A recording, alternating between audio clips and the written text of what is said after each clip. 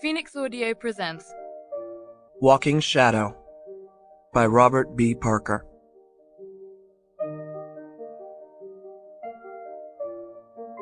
The last time I'd worked in Port City had been in 1989, when an important software tycoon had hired me to retrieve his wife who had run off with a fisherman named Costa.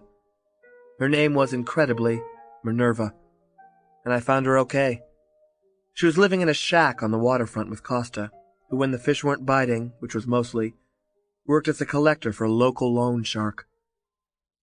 This led Costa to believe that he was tougher than he actually was, a point he finally forced me to make. He spent a couple of days in the hospital afterward, and while he was in there, Minerva refused to leave his side. I finally concluded that despite his shortcomings, she was better off with him than she was with the important software tycoon, and I bowed out.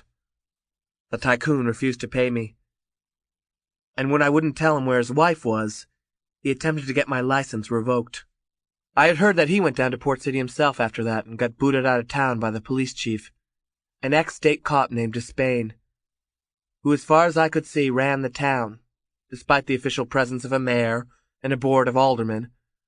I called Minerva a couple years later to see how she was, and they were gone. I never knew where. Now, driving with Susan through a hard, cold rain that slanted in steadily against the windshield, nothing much had changed. The city was in a punch bowl, with the land sloping harshly down to the harbor. It had always been a fishing port, and once it had been a textile manufacturing city as well. But after the war, the mills had moved south in search of cheap labor. Now there was nothing but fish processing, and the smell of it hung over the town.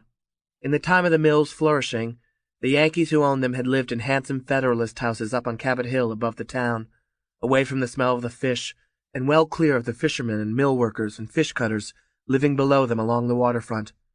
They had founded a small liberal arts college, with a handsome endowment for the education of their children. They had played golf and tennis and ridden horseback, and sailed 12-meter sloops out of their yacht club at Sipicon Point, north of the city, where the water was still blue and on clear days the sunlight skipped blithely along the crests of small waves.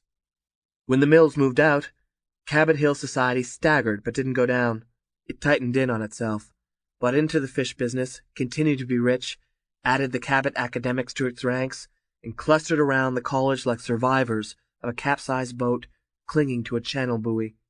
There was a neighborhood school on Cabot Hill, and a brick and clapboard shopping center where you could buy imported brie and Armani pantsuits. There were 2 liquor stores, a movie theater, and a private Sample complete. Ready to continue?